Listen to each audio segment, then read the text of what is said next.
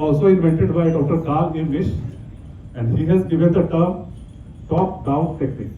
Top-down का मतलब पहले टॉप पे जो होगा प्रोसेस उसको पहले आप एज्यूम करेंगे, या फुल माउथ हो या सिंगल हो, उसके बाद you will plan the rest of the things, implant position क्या होगा और लोड फैक्टर्स कैसे हमें मुझे मैनेज करना है। तो प्रोसेसिस डिजाइन में 4-5 ऐसे पॉइंट्स है जो आपको कंसीडर करना है, like your approval table. Implant processes ऐसा है कि जिसमें सपोज अगर पेशेंट अक्सर बोलता है कि सर दांत जो लगा है ना छोटा है, ये पेशेंट बोलेगा क्योंकि जो नेचुरल टूथ का जो डायमेंशन है, जो अप्रूवल टेबल है, उससे 30% कम होगा ये अप्रूवल टेबल। ये आप सिंगल लगाए, फुल माउथ लगाए, आर्च लगाए, कुछ भी लगाए, नेचुरल टूथ का जो पूरा डायमेंशन है, टेबल है, उससे 30% कम रहेगा ये सरफेस एरिया। क्यों? Due to cope up with the forces. अगर नीचे छोटा इम्प्लांट लगा दे, ऊपर इतना बड़ा लगाएंगे दांत, तो उसमें कैंटिलीवर इफेक्ट पड़ेगा। और अगर आप इम्प्लांट आपका यूजुअली 4 मिलीमीटर डायमीटर के राउंड में होता है, यूजुअली इम्प्लांट 3.5, 4.5। तो अगर आप 4 मिलीमीटर जूम करते हैं, अगर आप 2 मिलीमीटर ऑफसेट लोड अगर आप क्रिएट कर रहे हैं तो 8 मिलीमीटर हुआ। तो आपको इस बात का ख्याल रखना है कैंटिलीवर इफेक्ट कम आए। आपने 4 मिलीमीटर का लगा दिया और 11-12 मिलीमीटर का आपने क्राउन को फिट कर दिया, तो आप सोचिए कि उसमें कैंटिलीवर इफेक्ट कितना बढ़ेगा। और कैंटिलीवर इफेक्ट जो है वो सबसे ज्यादा डिस्ट्रक्टिव फोर्स है इम्प्लांट के लिए। क्योंकि अगर आप एक ब्रिज को डिजाइन करते हैं, अगर 5 यूनिट का ब्रिज है और आपने 2 इम्प्लांट प्लेस किया है और बीच में 3 आपका पॉन्टिक है, तो that will create 27 times more flexure than the 2 अगर आपने 2 पॉन्टिक का डिजाइन कर रहे हैं, तो उससे 3 पॉन्टिक का जो है वो 27 टाइम्स मोर फ्लेक्चर देगा। और जो 2 पॉन्टिक का डिजाइन है, सपोज 4 यूनिट का ब्रिज आप कर रहे हैं स्लैब, और आपने 2 दिया पॉन्टिक, तो इसमें क्या है कि 1 पॉन्टिक वाले से 8 टाइम्स मोर फ्लेक्चर देगा। और जैसे जैसे आप स्पैन को बढ़ाएंगे वो बढ़ता ही नहीं है, वो बहुत ज्यादा बढ़ जाता है। अगर नेचुरल टूथ में जो बढ़ता है, क्योंकि नेचुरल टूथ फ्लेक्सिबल है, उसमें पेरोडोंटल लिगामेंट है, तो उसमें एब्जॉर्प्शन, शॉक एब्जॉर्प्शन कैपेसिटी होता है। But implant is a rigid connection, इसमें जो ही फोर्स लगता है वो एक्सपोनेंशियली बढ़ जाता है। तो आपको हमेशा ये देखना है कि आपका प्रोसेसर का डिजाइन हो वो ऐसा हो जिसमें कैंटिलीवर मिनिमम हो। तो अगर आप सिंगल टूथ भी लगा रहे हैं तो आपको ऑफसेट लोड के बारे में देखना है कि साइड में कितना कैंटिलीवर क्रिएट कर रहा हूं मैं, मेरे प्लांट का पोजीशन क्या है। और प्रोसेसर डिजाइन में एक और चीज है, अगर बोन डेंसिटी लो है, सपोज पोस्टीरियर मैक्सिला में क्या है कि आपने सपोज 3 दांत लगाना है। मैं बहुत बार देखता हूँ यूजुअली कि सर 2 दांत लगाएंगे, इसी ब्रिज दे देंगे, और इम्प्लांट का खर्चा जो है दिमाग में जोड़ लिया, 6,000, 12,000, सर एक का बच गया, ब्रिज लग जाएगा। इम्प्लांट का हाइट, वहाँ बोन का हाइट यूजुअली आप लकी हैं तो 9 मिलीमीटर रहेगा, 10 मिलीमीटर रहेगा, नहीं तो पोस्टीरियर मैक्सिला में ऑलवेज 4, 5, 6 मिलीमीटर आपको मिलेगा हाइट, डायमीटर मिल जाएगा भले। तो उस केस में क्या करना है कि बोन तो सॉफ्ट है, आपने अपना इकोनॉमिकल प्लानिंग कर लिया, लेकिन वो केस अगर आप पोस्टीरियर मैक्सिला में पुअर बोन क्वालिटी में अगर आप ब्रिज क्रिएट करते हैं, तो बताया मैंने अभी कितना फ्लेक्चर बनता है। तो उसमें क्या है कि आप नंबर ऑफ इम्प्लांट्स को बढ़ाइए, एक टूथ के लिए सिंगल इम्प्लांट दीजिए, ताकि फोर्सेस को कंट्रोल में रखें, एक्सेसिव फोर्स नहीं बढ़े, कैंटिलीवर इफेक्ट नहीं बढ़े, फ्लेक्चर क्रिएट नहीं हो। और क्योंकि सॉफ्ट बोन है तो उसमें ऑलवेज फोर्स जो है कंसंट्रेट हुआ पेस्टल लेवल पे, तो आपको नंबर ऑफ इम्प्लांट जो है बढ़ाना है। And second thing is implant size. Processor design में और भी है, काफी लंबा है प्रोसेसर डिजाइन। अगर सपोज 2 और 3 और 4 इम्प्लांट आप प्लेस कर रहे हैं, तो it's better to splint it. आप इंडिविजुअल काउंट मत दीजिए, आप उसको स्प्लिंट कर दीजिए। स्प्लिंटिंग का क्या इफेक्ट आएगा? स्प्लिंटिंग का सबसे मेजर इफेक्ट है कि सपोज अगर 4 इम्प्लांट है, इस पे 100 न्यूटन, इस पे 20, इस पे 10, इस पे 80, सब पे अलग अलग फोर्सेस एक्ट कर रहा है, सबका एंगुलेशन अलग अलग ऐसे है, कोई ऐसे कोई वैसे, कोई इधर कोई उधर। आपको जहां बोन मिला आपने डाल दिया, तो सबका अलग अलग एंगुलेशन है, तो फोर्सेस अलग अलग करेगा एक्ट, शियर फोर्स काम करेगा। अगर आप स्प्लिंट करते हैं तो सारा का जो फोर्स लग रहा है वो हो जाएगा एवरेज, फोर्सेस जो है यूनिफाई बन जाएगा, और एक एक इम्प्लांट को जो फोर्स आएगा वो डिस्ट्रीब्यूट कर लेगा आपस में। तो इंडिविजुअल इम्प्लांट फेलियर का चांस आपका घट जाएगा।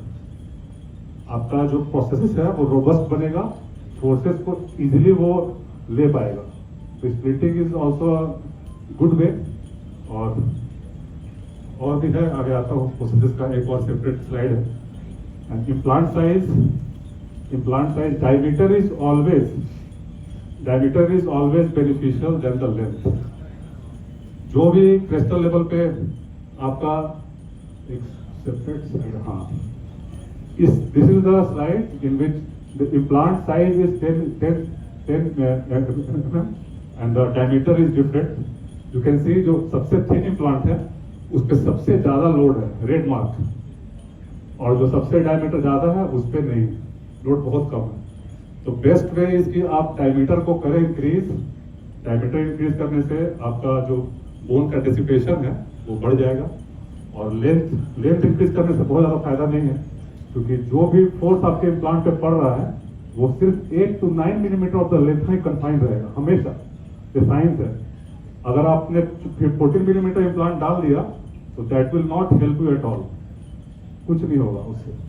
क्योंकि 0.25 मिलीमीटर इम्प्लांट डायमीटर आप बढ़ाते हैं तो that is equal to 1 millimetre of the length. मतलब सिर्फ 1 मिलीमीटर ऑफ डायमीटर बढ़ाते हैं इम्प्लांट का तो that is equal to 4 millimetre of the length. मतलब 4 मिलीमीटर आपने लेंथ बढ़ा दिया, तो फिर आप लेंथ बढ़ाए करेंगे।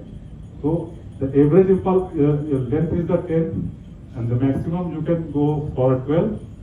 The length only helps in the primary stability and nothing else. और आगे आपके जो लाइफ है प्रोसेस का, उसमें आपको लेंथ ज्यादा हेल्प नहीं करना है।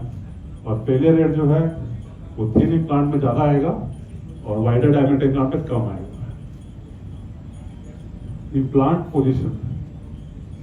पोजीशन भी क्रूशियल है। पेशेंट ने कराया एक्सट्रैक्शन, पेशेंट 5 साल के बाद आए चेयर बैठ गया, सर लगा दीजिए। इम्प्लांट लगेगा भाई, इम्प्लांट में कॉन्फ्रेंस लौट के आए हैं, इम्प्लांट ही लगाएंगे, बिल तो देंगे नहीं, कोई कराएंगे देना। तो होता क्या है कि बकली बोन लॉस हो गया। अब मैक्सिलरी है जो वो अपने पोजीशन पे है, और जो मैंडिबुलर का बोन है वो बकली रिजॉर्व हो गया, यानी कि लिंगुअली शिफ्ट हो गया। अब अभी तो हमें पैसा लगाया, पीठ खरीदा है, इन्वेस्ट किया, तुरंत चाहिए, जमा करो। लेकिन जमा किया, ओपन किया, डाल दिया इम्प्लांट। दांत बनने के लिए आया, प्रोसेस प्रिपरेशन में लैब भेज दिया, लैब वाला बना के भेज दिया। अब लैब वाला क्या करता है, उसे क्या है कि ऊपर का जो ऑक्लूजन है वो देख रहा है। जो हमें देखना चाहिए था वो लैब वाला देख रहा है कि ऊपर का ऑक्लूजन क्या है। अब उसने क्या किया कि क्राउन को आराम से पूरा ऑक्लूजन मैचिंग करके बना के आपको पहुंचा दिया, आपने लगा दिया। तो उसके बाद आप देखेंगे यूजुअली बहुत सारे केसेस में, खास करके जहाँ पुअर बोन क्वालिटी है, जहाँ बोन क्वालिटी अच्छा है वहां पर तो ठीक है, लेकिन जहाँ पुअर बोन क्वालिटी है वहां पर लॉन्ग टर्म फेलियर है, क्योंकि उसमें ऑब्लिक फोर्स पड़ेगा, शियर फोर्स पड़ेगा। इम्प्लांट ऐसे है और आपका प्रोस्थेसिस जो है कैंटिलीवर में, और फोर्सेस पड़ रहा है इस साइड से, मतलब ऑब्लिक फोर्स पड़ रहा है। सिर्फ 12 डिग्री का जो डेविएशन है that creates 30% more load over the processes. मतलब सिर्फ 12 डिग्री के डेविएशन से 30% लोड बढ़ जाता है। और यहाँ तो पूरा का पूरा इम्प्लांट ही 3-4 मिलीमीटर लिंगुअली है। तो वो समझ लो आपकी एक इम्प्लांट जो है that is taking load of 2 tooth. तो that is also important position. पहले पोजिशन डिसाइड कर लीजिए। अगर कुछ प्ले करना है तो you can do grafting also, लेकिन position is very important. Implant surface, like I have told you, SLA surface is the commonest one, but there are better surfaces also, like SLA active and more other surfaces, जिसमें कि आप osteo integration का जो rate है और जो stability है वो ज़्यादा है, तो always go for the better surface. And implant number, as I have told, increase the number of the implant in compromised arches and in compromised condition where several load factors are acting. Like suppose कभी कभी musculature भी patient का होता है, आपको ये भी देखना है पेशेंट का टंग का साइज मैक्रोग्लोसिया है कि नहीं। अगर मैक्रोग्लोसिया होगा पेशेंट का तो समझेंगे कैसे कि मैक्रोग्लोसिया है। उसके लैटरल बॉर्डर ऑफ टंग पे टिप का इंडेंटेशन दिखाई पड़ेगा आपको। वो इंडेंटेशन जब आप देखेंगे तो समझेंगे कि लैटरल फोर्स डाल रहा है ये टूथ के ऊपर। तो ये नेचुरल फोर्स जो डाल रहा है ये, उसको हल्के में तो ले सकते नहीं, क्योंकि tongue is the strongest muscle in the body. Muscle ज्यादा स्ट्रॉन्ग है आपके इम्प्लांट से, भले ही आपका मॉडुलस ऑफ इलास्टिसिटी इम्प्लांट का ज़्यादा है, रिजिड है, टाइटेनियम है, लेकिन बिलीव मी वो मसल उसको एक दिन लेके जाएगा ही जाएगा। तो मैक्रोग्लॉसिया, पारा फंक्शंस, ब्रक्सिज्म, क्लेंजिंग, सुपारी चूहा सबसे खतरनाक। सुपारी चूहा तो करना ही नहीं है। अगर वो बोलेगा कि फेल हो जाएगा सर, कोई बात नहीं, तब कर दीजिए, लिखवा लीजिए उसे। सुपारी चूहा में क्या है कि वो लोग जो फोर्सेस का जो साइंस है ना, वो ऐसा है कि उसमें कितना देर कांटेक्ट आता है, कितने सेकंड्स के लिए टूथ पे, सरफेस पे, वो भी होता है कैलकुलेट कि इस आज के 24 घंटे के अंदर 5 मिनट्स के लिए हाई लोड आया। तो मॉडुलस ऑफ इलास्टिसिटी जो आपके इम्प्लांट का है वो बहुत हाई है और बोन का बहुत कम है। और इम्प्लांट का दुश्मन एक ही है, वो उसका माइक्रो मूवमेंट। तो जितनी बार फोर्स आएगा उतनी बार माइक्रो मूवमेंट बढ़ेगा। जैसे ही माइक्रो मूवमेंट का टेन्योर अगर बढ़ा, सपोज 5 मिनट्स है, उसको गाड़ी चला रहा है 5 घंटा, तो 5 घंटा वो फोर्स काम करेगा, that will fail for sure. तो सुपारी चूर से रहो दूर अगर होना है मशहूर, समझ गए ना। तो वो सुपारी चूर वाले लोग बड़े ही नोटोरियस होते हैं। Progressive loading, this is also very important. This is progressive loading का मतलब है कि you are training your soft bone to become a more dense and coarser bone. आप सपोज जैसे कोई बॉडी बिल्डिंग कर रहा है या कोई एक्सरसाइज कर रहा है, तो स्लोली करते करते उसमें स्टेमिना बढ़ता है। वैसे ही आप जब आपने इम्प्लांट प्लेस कर दिया और suppose you have placed your implant in a posterior reason, posterior mandible and maxilla, and you haven't got a good primary stability, या आपका इम्प्लांट स्पिन हो गया, डॉक्टर साहब बोल रहे थे स्पिन कल हो गया तो क्या करना है, स्पिन हो गया, या आपको पता ही नहीं कि डिफो टाइप बोन है और मेरा विड्थ भी ठीक नहीं है, मेरा लेंथ भी ठीक नहीं है, इसका फेलियर चांसेस हैं, तो हम उसमें प्रोग्रेसिव लोडिंग का प्लान कर सकते हैं। उसमें करना क्या है कि we have to give some extra month for the osteointegration, and when we are going to load it, we can go for the temporary loading with softer material like acrylic. When you load your implant with a softer material, you are giving him a chance, a window to revive, to make himself strong. तो जब आप उसको soft material देंगे, उसे अंदर occlusion रखिए, उसमें कस्पल inclination मत दीजिए, ब्यूटिफिकेशन के चक्कर में नहीं जाना। अगर आपने कस्पल इंक्लिनेशन दिया तो लैटरल फोर्सेस से फिर शियर फोर्स काम करने लगे। फ्लैट रखिए, थोड़ा अंडर ऑक्लूजन रखिए and leave it for 1 year at least. Literature बोलता है कि 6 months to 1 year, तो 6 months to 1 year छोड़िए, वो थोड़ा बहुत ट्रेन होगा और वो D4 से D3 टाइप बन सकता है या D3 से D टाइप बन सकता है। उसके बाद you can go for the permanent loading, that is after 1 year. This is called a progressive loading, and this we also follow in full mouth cases. मैं जो ही बोल रहा हूँ सबके लिए बोल रहा हूँ, कॉमन है। फुल माउथ में भी ऐसा करते हैं, अपने इम्प्लांट लगाया, इमीडिएट लोड कर दिया, लेकिन इमीडिएट लोग आपने रिजिड मटेरियल से नहीं किया, क्योंकि रिजिड मटेरियल से करेंगे तो उसके अगेंस्ट जो चीज है, नेचुरल टू ट्रूथ है, ब्रीथ है, वो उसके अगेंस्ट जब करेगा वर्क तो वो एक्सपोनेंशियली उसको इंक्रीज करता है उसके। और सबसे खराब होता है इम्प्लांट अगेंस्ट इम्प्लांट, जैसे कि पोर्सिलिन अगेंस्ट पोर्सिलिन, सेम चीज है। अगर आपका पोर्सिलिन का ब्रीथ है तो आप नोटिस करेंगे और अगेंस्ट में पोर्सिलिन का ही ब्रीथ है, तो चिप ऑफ होना गारंटी। तो implant against implant is the worst thing. Implant against natural teeth is, implant against ceramic is the second worst thing, and implant against the natural teeth is better. और implant against renewable teeth तो बहुत अच्छा है, कुछ नहीं होगा। तो progressive loading, this is BIC. BIC, what is BIC? Bone implant contact. अभी जो नॉर्मली क्या होता है ना कि हम लोग बोलते हैं कि सर इम्प्लांट तो लगा दिया, 45 NCM टॉर्क है सर, बहुत अच्छा है, लोड कर दे गैस को। ठीक है भाई, लोड कर देना, 3 दिन रुक जाओ। लेकिन जो टॉर्क हम लोग जो रेंज में फील करते हैं, जो रेंज में टॉर्क आता है, नॉर्मल कंसेप्शन है यही कि जो टॉर्क आ गया इम्प्लांट स्टेबल हो गया। ये मिथ, इम्प्लांट स्टेबल नहीं, आपको कुछ नहीं पता अंदर क्या चल रहा है। इम्प्लांट जो है आपका, उसका PIC लेवल क्या है, बोन इम्प्लांट कॉन्टेक्ट लेवल क्या है। सपोज ये इम्प्लांट है, काम तो कर नहीं रहा है, तो इसी को बनाते हैं इम्प्लांट। तो ये इम्प्लांट है, हमने प्लेस कर दिया और जब हमने इसे टॉर्क दिया तो 45-50 एलसीएम आया, हम खुश हो गए। खुश होने की बात नहीं है, हो सकता है कि ये सिर्फ कॉर्टिकल लेवल पे ही सिर्फ फ्रिक्शन का आ रहा हो। Implant is a taper design, अभी जो डिजाइन है वो टेपर डिजाइन है। जो इनिशियल डिजाइन वाज द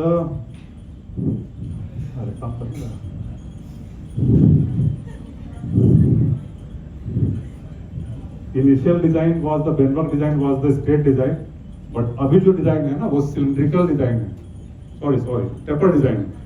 तो टेपर डिजाइन में क्या होता है कि जब आप पुश करेंगे तो हो सकता है कि वो सिर्फ कॉर्टिकल लेवल पर ही इंगेज हुआ हो, या फिर अगर आप सपोज सेंट्रल साइड कर रहे हैं तो आप जब देखेंगे ना एक्सरे में तो बीच में आपको दिखेगा एकदम डेंस बोन लाइनिंग। सपोज हो सकता है कि वो इम्प्लांट एक कॉर्नर पे जाके उस बोन का सपोर्ट लेके कॉर्टिकल बोन के सपोर्ट पे वो टाइट हुआ हो, जो फ्रिक्शन है जो टॉर्क है उसके वजह से हो। लेकिन 80 to 90% हो सकता है कि पोरस बोन में हो और वहां इम्प्लांट और आपका बोन के बीच कांटेक्ट नहीं हो।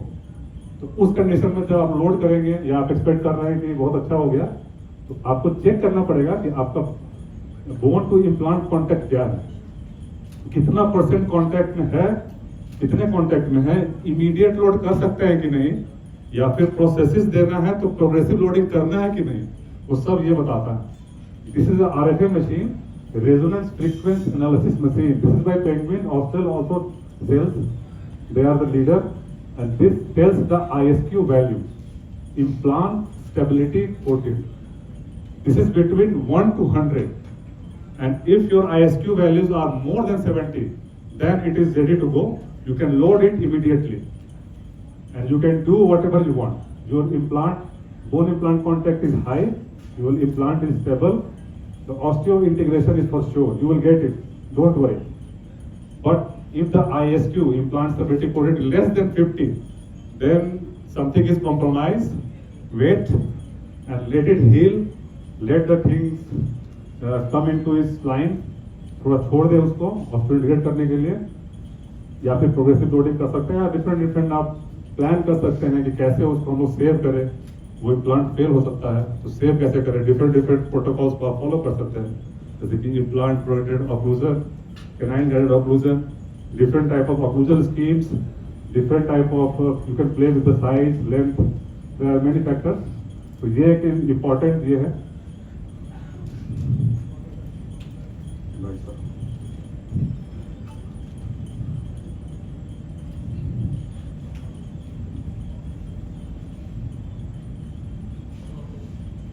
Yes, this I have already discussed. And about this thing I was telling. आप देख रहे हैं वो सिंगल टूथ इम्प्लांट में डिजिटल कैंटिलीवर, इतना सिंपल है, सिंगल टूथ है, बस आराम से बीच में डालना था। लेकिन हो सकता है कि this was a case of immediate extraction implant placement. Doctor साहब ने निकाला, उनको वहां सॉकेट अच्छा दिखा, वहां आसानी से लगा कि ड्रिल चला जाएगा, या बड़ा सा दिखा सॉकेट, लगा कि नहीं इसमें तो मैच करता है इम्प्लांट, इसी में डाल देते हैं। बस डॉक्टर साहब ने लगाया और टॉर्क दे दिया, उसका सब कुछ लोड हो गया, फिर निकल के बाहर भी आ गया। तो इसमें क्या हुआ, इसमें आप देख रहे हैं कि इधर जो सेटबैक है, इसमें लगभग ये सिंगल प्रोसेस जो है ये 2 दांत का लोड ये ले रहा है, और दैट इज द रीजन। सो अगर आपको कैंटिलीवर सपोज देना ही है किसी भी केस में, तो ऑलवेज गिव मिजियली, क्योंकि यहां से शुरू करेंगे तो जो फोर्सेज है वो धीरे धीरे ग्रेजुअली पोस्टीरियरली बढ़ते जाएगा। तो अगर देना ही है तो आगे दीजिए, पीछे मत दीजिए, क्योंकि पीछे जाते जाएंगे फोर्सेस आपका इंक्रीज करता जाएगा, चांसेस ऑफ फेलियर बढ़ेगा। ठीक है, and this picture is showing the cantilever effect. You can see this 6 or 7 are in cantilever. There is a 25 lb pressure on the 7, that is multiplied by 2, anterior implant पे पड़ रहा है 50 lb, और जो pier abutment है, pier implant है, intermediary implant है, उस पर पड़ रहा है 75, ये भी जाएगा। Pire abutment is the worst thing in the implant processes planning. नहीं करना है, पायर abutment ही ऑलवेज फेल करता है, क्योंकि लिवर इफेक्ट जो होता है वो सारा फोर्स बीच पे ही आएगा, और यहाँ पर जो उसका मल्टीप्लिकेशन है वो 3 टाइम्स है। 3 टाइम्स क्या ज्यादा होता है, वो डिपेंड करता है कि आपने कितना उसमें कैंटिलीवर दिया है, डिजिटल कैंटिलीवर है, कितना वर्टिकल कैंटिलीवर है, कितना उसमें सेटबैक है, बकुलिंग वाली, बहुत सारा फैक्टर है। ये कि रफली एस्टिमेटेड स्कीम है।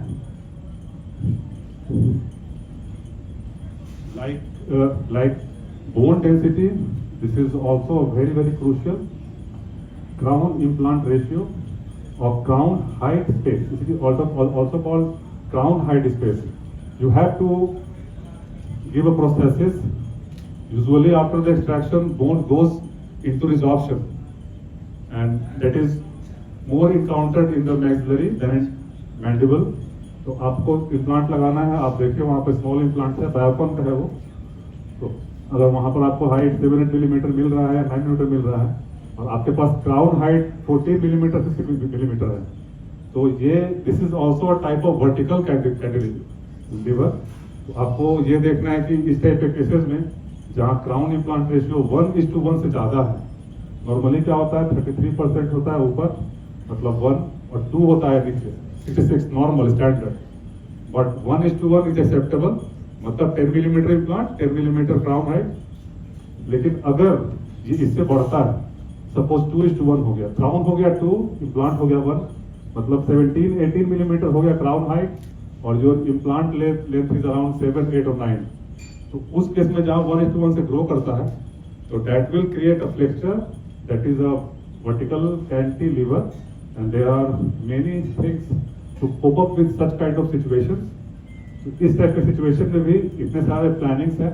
तो आप इस लोड फैक्टर को कैसे मिनिमाइज करते हैं? Reduce cantilever, as I have already told, cantilever को रिड्यूस करना है. और इस केस में आपको वर्टिकल कैंटिलीवर को आपको रिड्यूस करने के बहुत सारे तरीके हैं, लाइक वर्टिकल और bone grafting. That is not easy actually. Horizontal grafting is easy, but vertical grafting is not very easy. So लेकिन ये है one of the way.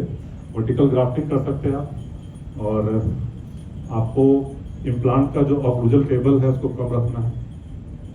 उसके बाद इम्प्लांट का कॉन्टैक्ट एरिया जो है वो आपको you try to keep it on the implant only. आप पेपर ला के जब चेक करते हैं तो आपको चेक करना है कि इम्प्लांट का कॉन्टैक्ट एरिया कहाँ बन रहा है. It should not come on the buccal और lingual cusp, otherwise excessive flexure will be created, and that will cause a failure in such kind of situation where crown height space is more. क्योंकि इसमें क्या है वैसे ही होता है, फिर multiply होता है, ऐड नहीं होता है. 2 टाइम्स, 3 टाइम्स, 8 टाइम्स, 10 टाइम्स जाएगा आपका. That depends on the crown height space and design of the processes. तो इसमें आपको ऑफसेट लोड को मिनिमाइज करना है, मतलब जो बकोलिंगुअल आप जो दे रहे हैं विड्थ, बड़ा सा क्राउन सुंदर सा, बहुत सारा लैब, हाल में एक लैब को मैंने दिया, नया लैब को आधा किलो का दे दिया प्रोसेस बना करके, बहुत बड़ा सा गंदा सा, बहुत गंदा.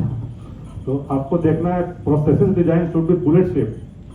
बुलेट शेप, वो क्राउन आपका इम्प्लांट यहाँ है तो यहाँ से बिल्कुल बुलेट की तरह धीरे धीरे धीरे धीरे ग्रो करता है, ताकि इसका भी लोड आपको कम करना है. ऐसा नहीं कि किसी भी लोड का चीज डाल दिया ऊपर. तो आपको उसके कौन सा मेटल यूज कर रहा है वो भी देखना है, उसका वेट क्या है, वॉल्यूम कितने वॉल्यूम में क्या वेट मिल रहा है, कोई भी मेटल नहीं डाल देना उसके अंदर. तो आपको ऑफसेट लोड हमेशा मिनिमाइज करना है. Increase number of implant and diameter, already told, diameter you increase the diameter and increase the number of implant in such kind of condition where crown height space is high. अगर crown height space ज्यादा है तो आप number of implant को बढ़ा दीजिए, कंजूसी नहीं करना है. आप पहले ही evaluate कर लीजिए, ट्रीटमेंट प्लान करिए, पेशेंट के साथ डिस्कस कर लीजिए. सर अगर 3 दांत का है, 4 दांत का है, I will not give you a bridge, I will give you a implant for each tooth and splint all the implants. Processes जो भी बनेगा पैसिव टाइप प्रोसेसिस, और आप स्प्लिट करें उन सबको. That will save your case in a long run. ऐसा नहीं कि आज डाल दिया, आज हो गया तो काम खत्म. पेशेंट आएगा 4 साल बाद आएगा, वो आपकी कंपनी गाड़ी में है, वो कंपनी मर्सिडीज जो आप समझ रहे हैं वो आप ही का है, वो सर्विसिंग के लिए आपके पास आएगा 5 साल बाद जब है. तो देखना आप ही को है. और अगर इम्प्लांट प्रैक्टिस को रेस करना है तो you will have to work on the treatment plan, not be in a hurry to place the implant. First thing, you should understand the basic science, then start gradually, start with the simple cases, start where the bone is good, but there are plenty of bone, good quality bone, healthy persons. ऐसा नहीं कि पहले ही case में myocardial infarction का patient आ गया तो वो ready है तो कर दो. This is not like that. Start slowly, and learn slowly. Implant design is also important in this type of cases because you have to increase the surface area of your implant. आपके पास bone उतना ही है, bone suppose आपको 4 millimetre by 10 millimetre implant जाने का bone है, but you can play with the design of the implant to increase the surface area. ठीक है, बहुत सारे इम्प्लांट तो जो पैसिव इम्प्लांट होते हैं एंड उनमें जो पिच होते हैं, जो ग्रूव्स होते हैं, वो शैलो होते हैं और उनका सरफेस एरिया उतना नहीं होता है. You can go with little active implants and you can go with square shape threads also. Like novel active has a square shape thread and जो स्क्वायर शेप थ्रेड है वो थोड़ा ऑस्टो डेंसिफिकेशन भी करता है और आप लिटिल एक्टिव इम्प्लांट की तरफ स्विच कर सकते हैं इस टाइप के केसेस में. Splinting already told, narrow occlusion table already told, mutually protected occlusion very very important and canine guided occlusion almost they are same. Canine guided occlusion में क्या होता है कि suppose you are giving occlusion table, तो उसमें आपको you have to plan such a way that in a lateral, when you move your mandible in a lateral way, अगर आप lateral movement करते हैं तो that should be guided by the canine, that shouldn't be guided by the all the posterior tips. अगर आप lateral move करते हैं तो आपका जो plane में जो टच करेगा जहाँ पर occlusion वो canine पे करेगा and जो your posterior should be disoccluded at that time. And when you move your mandible forward, अगर आप फॉरवर्ड मूव करते हैं मैंडिबल को तो आपका एंटीरियर करना चाहिए टच और पोस्टीरियर होना चाहिए डिसऑक्लूडेड. और जब आप सेंट्रिक रिलेशन में क्लेंच करते हैं तो पोस्टीरियर के पास कॉन्टैक्ट आएगा, एंटीरियर डिसऑक्लूडेड रहेगा. अब क्या हुआ, एंटीरियर ने पोस्टीरियर को बचाया, पोस्टीरियर ने एंटीरियर को बचाया और केनाइन ने सबको बचाया. That is why it is called canine guided occlusion. तो canine is the hero here. That is why canine is the key implant position. अगर canine missing है और एक दो दांत और missing है आसपास के, तो canine is the key implant position. Canine पे तो implant डालना ही डालना है because you are seeking for the canine guided occlusion and this comes under the implant protected occlusion also. तो उसका ही part है. Implant protected occlusion is a vast thing, but this is one of the thing you will consider inside the implant protected occlusion. तो हमने mutual understanding बना दिया दांतों के बीच में, तो मुझे बचाओ मैं तुम्हें बचाता हूँ और पेशेंट भी खुश, आप भी खुश. तो आगे बढ़ते हैं इधर. अब ये आ गया मेन विलेन, सबसे बड़ा चीज प्रोसेसिस डिजाइन. हमारे फ्रेंड्स एक से एक सुपर हीरो हैं, सर्जन हैं. अभी क्वेश्चन भी करेंगे काफी, मुझे पता है at the end of the. तो उन्होंने बहुत बढ़िया एडवेंचरस काम किया, पूरा सिनेमा चला, खूब सारा इम्प्लांट लगा, एक्सरे में खूब बढ़िया दिख रहा है, lots of implant everywhere and patient has paid you 4-5 lakhs, you are happy, you are going to Goa for the vacation. But the question is still there, what will be the future of your implant? Gentlemen, I am saying you, without the planning of your occlusion, everything will fail sooner or later. Everything will fail. If you are expecting failure after 10 years of success, you can assume anything, but still that is a failure because you are not ready to. We are in a present era. We are not ready to see any negative thing.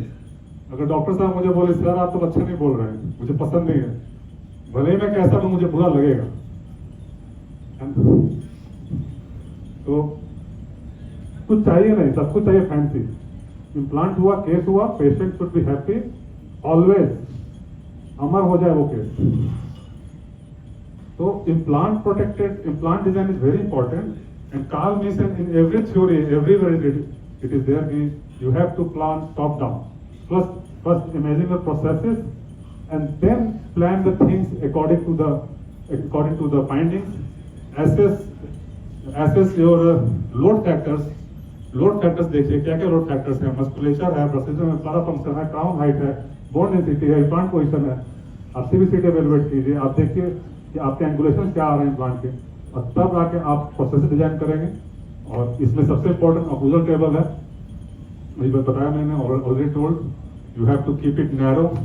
यहाँ तक कि natural tooth के साथ you are not allowed to join implant processes to the natural tooth, but there are few exceptions, there are few law, there are few conditions in which you can attach. बहुत common question आता है, कौन आता है sir इधर पीछे पीछे missing है सर 6 7 एक एक इम्प्लांट डाल के लगा दे क्या सर आगे वाले दांत से।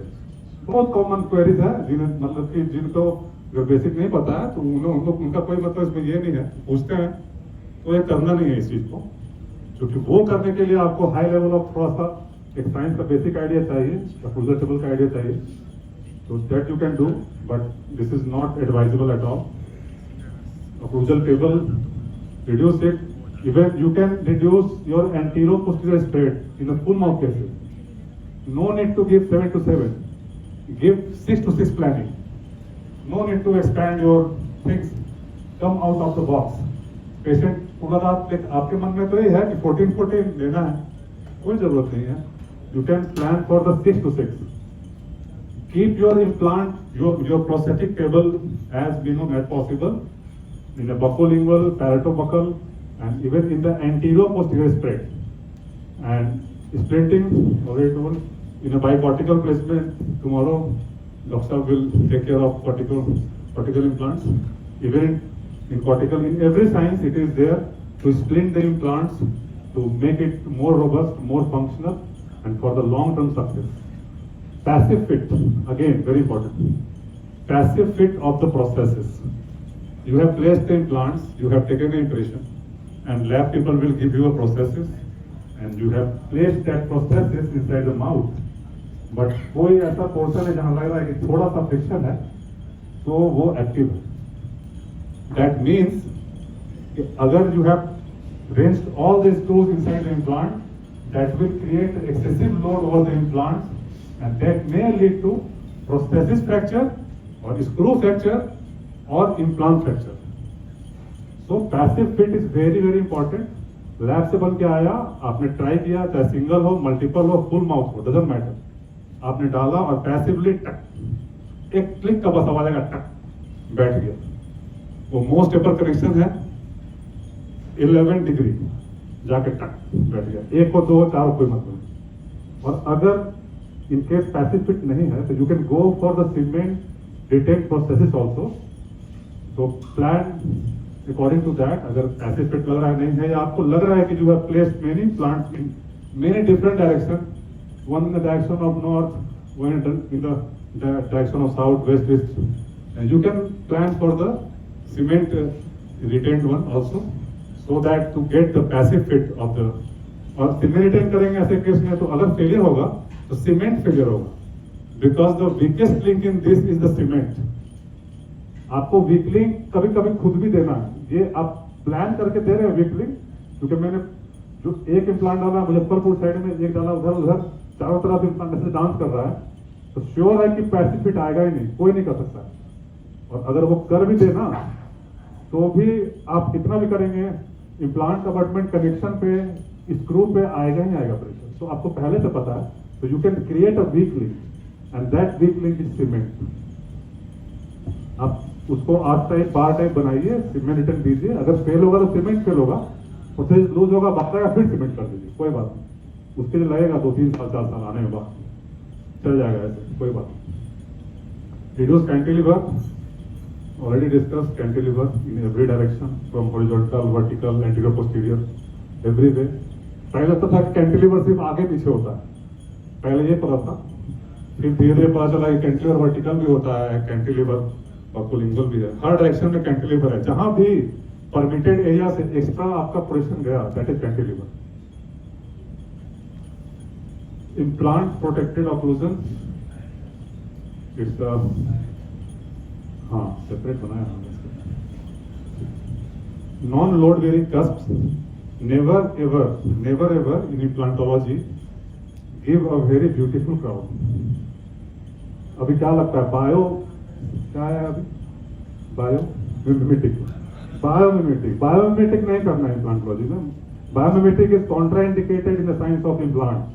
मतलब खूब सुंदर कस्ट, खूब स्लोप नहीं देना है, we don't want that. Because अगर आपका ये टेबल है, ऑक्लूजन टेबल है, ये टेबल हो गया और आपने एक कस्प इधर ऐसे दिया, एक कस्प ऐसे दिया, अगर आपने ये 10 डिग्री रखा कस्प को, तो जब लैटरल मूवमेंट होगा तो जो कस्प करेगा टच, तो 30% लोड फिर से बढ़ जाएगा, वही सेंस आएगा। और आपने 10 को 20 कर दिया तो 50% लोड बढ़ जाएगा, मतलब वो एक इम्प्लांट डबल टूथ का लोड लेगा। तो ऐसा कोई भी कष्ट नहीं देना है इंक्लिनेशन जो लैटरल मूवमेंट्स में शियर फोर्सेस में इंटरफेयर करे। Shear force is the worst force. तो जब आप लैटरल मूव करेंगे तो केनाइन गाइडेड होना चाहिए, पोस्टीरियर डिओक्लूडेड होना चाहिए। तो आपको कस्पल इंक्लिनेशंस पे कंट्रोल करना है, थोड़ा मुंह माया से बाहर रहे, फ्लैट दांत बनाए। पेशेंट को खाने से मतलब है, अपने ईगो को आप अपने कंट्रोल में रखिए। Non load bearing cusp already discussed, this is same.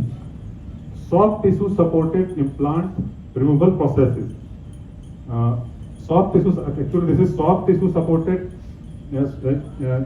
implant removal processes over denture, you can say this is a RP5 type processes। RP5 क्या है? RP5 है removal processes type 5। RP5 में ये बोलता है कि आपका इम्प्लांट जो है वो mental foramen to mental foramen ही लगेगा, पीछे नहीं लगेगा, क्योंकि पीछे का जो क्राउन हाइट रेशियो है that is far away from giving a prosthesis, that is 20 mm 25 mm, the space is inter-arch space is very high। तो उसमें CHS जो बढ़ेगा, crown height space, that will create a tremendous amount of flexure and that will lead for the failure for sure।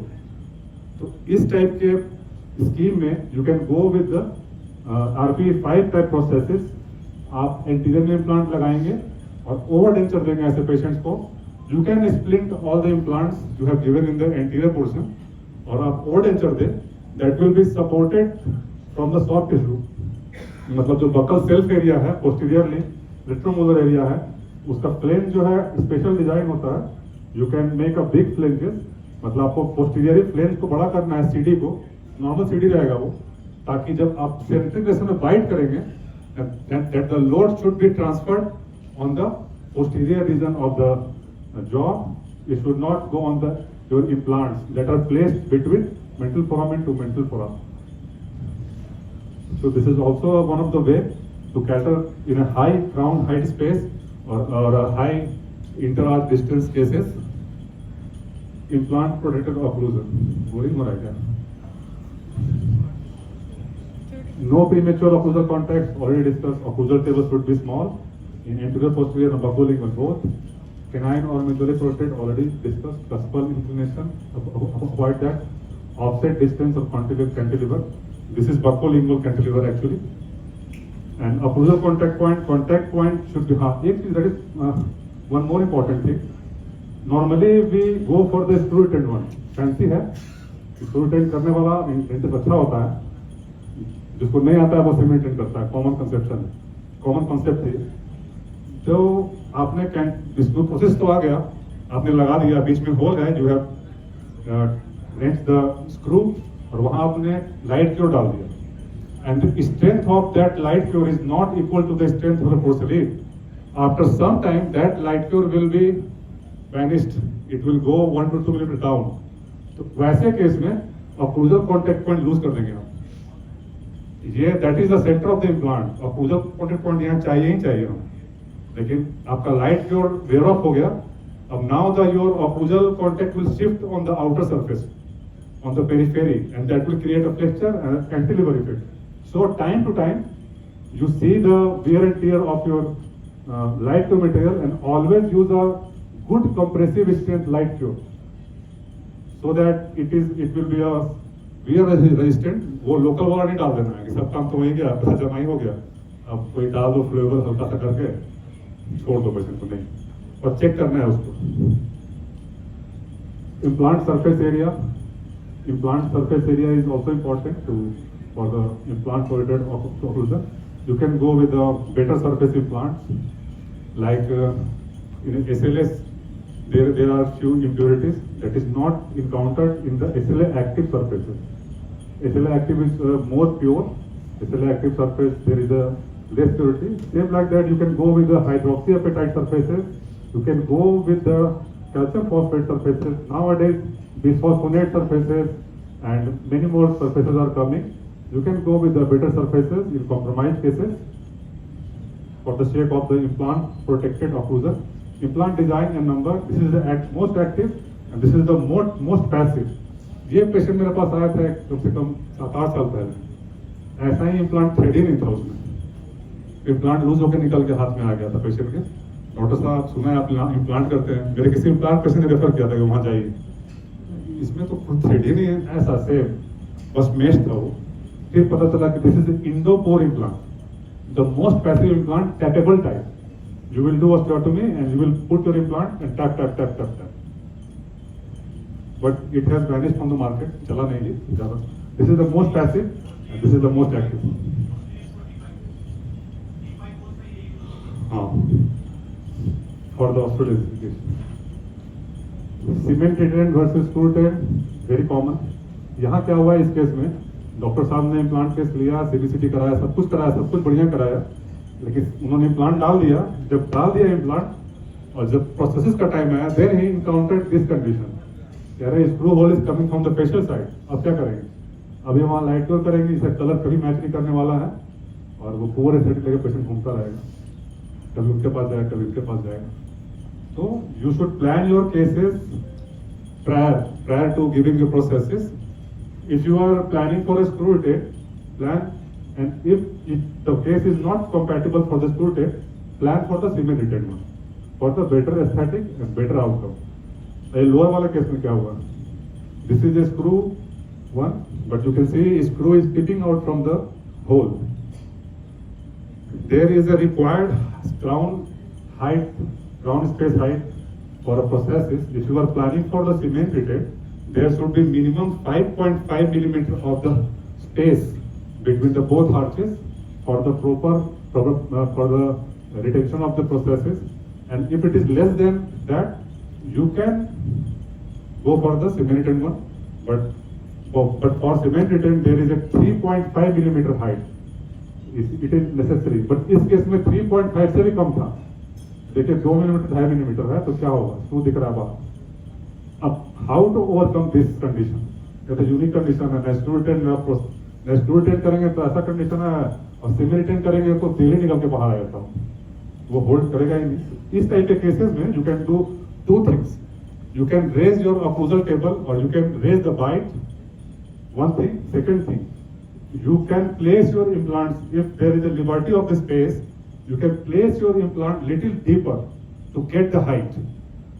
But this is my case actually, I haven't done anything because the condition was such that if bone भी नहीं था उतना, और इस patient का बहुत सारा और इम्प्लांट हुआ है उधर, तो ये पेशेंट को फुल माउथ कराने के लिए कन्विंस किया, लेकिन इनको जहाँ दांत नहीं था वहीं चाहिए था, उसके अलावा इनको किसी दांत को टच नहीं करना था। तो खैर ये तो हो गया, चल रहा, देखते हैं आगे एक्सपीरियंस में काउंट होगा। Implant position, many of the time I have seen implant is touching to the adjacent roots, implant is kissing another implant, so there is a certain rule, the distance between 2 implants should be 3 millimeter, and the distance between the implant and the tooth in an anterior posterior way should be 1.5 millimeter, and the buccolingually also 1.5 millimeter. तो इतना distance होना चाहिए। Implant से implant के बीच distance ज़्यादा है, क्योंकि इसमें इम्प्लांट में इनर्वेशन नहीं है, तो ब्लड सप्लाई थोड़ा कॉम्प्रोमाइज होगा, इससे ज़्यादा चाहिए। CBCT, this is the normal 4 slides with CBCT gives us 3D reconstruction and sagittal, axial and coronal.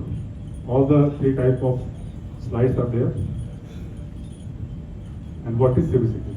CBCT is like this bread. We have sliced this bread. Same, we have sliced the arch, the area of the interest. You can see there is slides like 35 to 11, like 11 to 35. You can see, and these are the height of the bone there, and this is the width 6.6 at the particular side, like tooth number 15, image number 32. That means tooth number at the place of tooth number 15, image number 32 is this much height and width, मतलब आपको जहां दांत लगाना है, where you want to put your implant, वहां का आप specific slides का ये देख सकते हैं। और अगर आपको लगता है कि नहीं मुझे वहां नहीं लगाना है, थोड़ा 2 मिलीमीटर आगे पीछे मैं कर सकता हूँ, तो you can go with the multiple slide, they will give you this thick report, you will get all the thickness and diameter and everything, so you can go with that. ये must है implant करने के लिए practice successfully.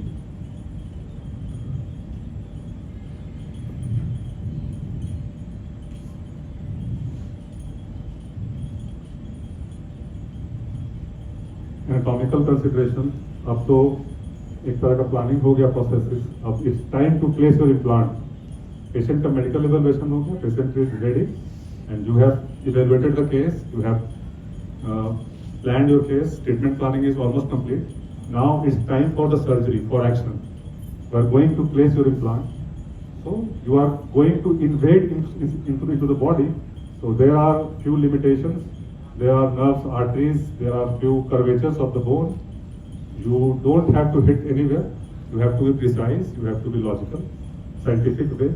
So this is, you can see, this is the mylohyoid ridge, and beneath the mylohyoid ridge there is a deep depression, and this is the danger zone. Your drill or your implant should not go inside that mylohyoid ridge. I will show you the CBCT slides. This is the CBCT slide. When you see the cross section, the coronal view of the mandible, posterior ridge, you will get such type of anatomy. And when you see such type of anatomy, U-type, then there is a depression. Then in this type of cases, you play with the angulation, you play with the position of the implant, and you try to keep your implant or drill away from this concavity. Otherwise, you will hit lingual artery and you can face a bleeding at that point. So, like in this case, somebody has placed an implant and perforated the lingual plate. So, always away from the lingual plate.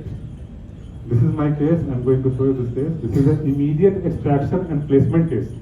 This tooth is hopeless, and the patient has came to us and he wanted a fixed tooth, and we have planned for the implant. And this is the CBCT slide for the same case. You can see सब कुछ अच्छा दिखाई पड़ रहा है, आराम से कर सकते हैं इम्प्लांट। लेकिन जब CBCT देखेंगे, you can see a lingual concavity. So this is the area of concern.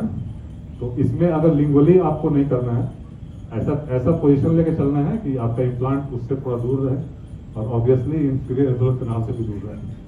दोनों कंसीडर करते हुए, इम्प्लांट थिकनेस, बोन के डायमीटर को कंसर्न करते हुए, अपोजिट टूथ के पोजीशन को कंसर्न करते हुए, क्या आपका what will be your processes design, वो सब देखते हुए आपको इम्प्लांट को यहाँ प्लान करना है, कहीं भी नहीं डालना है। And this is the loop of the mental foramen.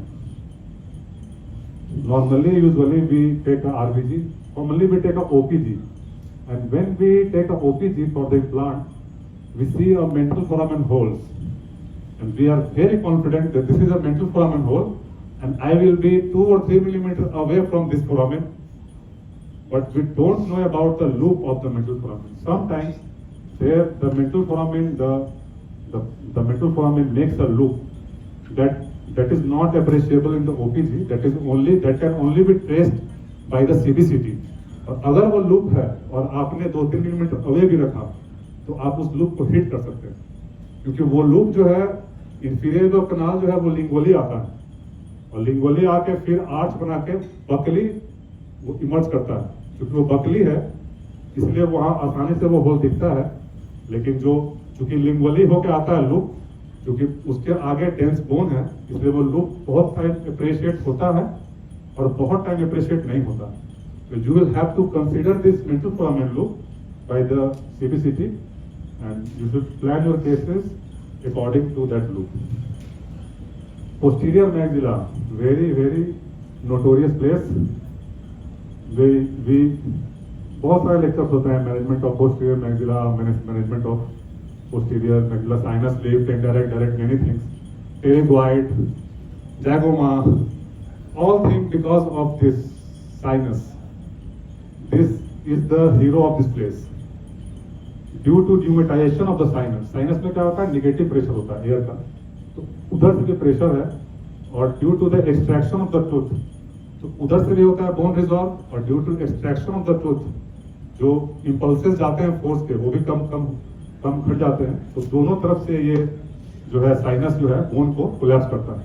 तो in posterior maxilla we usually get a very low bone height, always you will get 3, 4, 5 millimeter. Like in this case, I have done this case, I think 1 or 2 years back. The bone height is 6.9 millimeter, the bone height is 4.2 millimeter, and the bone height is only 3 millimeter. So posterior maxilla, management of the posterior maxilla is very important, very crucial. So in these type of cases, you will have to do sinus lift with grafting or without grafting. That is another chapter. I don't want to go into that. Indirect or direct, that is also another thing. I don't want to go there. But in a nutshell, you understand the posterior maxilla has a low, poor bone also, and a low quantity and quality of the bone. So you have to consider this also if you are planning for a posterior maxillary region. So हमेशा कम आएगा और आपको उसके मुताबिक plan करना पड़ेगा cases को।